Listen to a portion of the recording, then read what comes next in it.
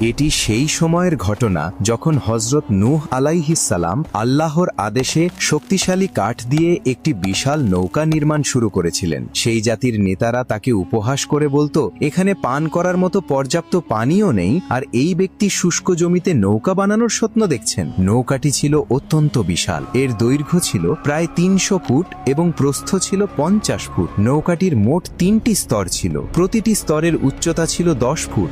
অবশেষে যখন আল্লাহর নির্ধারিত সময়ে এসে গেল এবং শুষ্ক ভূমি থেকে পানি উঠতে শুরু করল, তখন হযরত নূহ আলাইহিস সালাম প্রথম স্তরে নৌকায় সব ধরনের প্রাণী এক জোড়া করে ওঠাতে লাগলেন। দ্বিতীয় স্তরে তিনি তার পরিবার এবং সেই সব মানুষদের ওঠালেন যারা তার ওপর ঈমান এনেছিল। আর তৃতীয় স্তরে তিনি পাখিদের স্থান দিলেন। নৌকাটি পাহাড়ের মতো বিশাল ঢেউয়ের মাঝে ভেসে চলছিল। ঠিক সেই সময় হযরত নূহ আলাইহিস সালাম তার পুত্র ইয়ামকে ডেকে বললেন, হে আমার পুত্র, আমাদের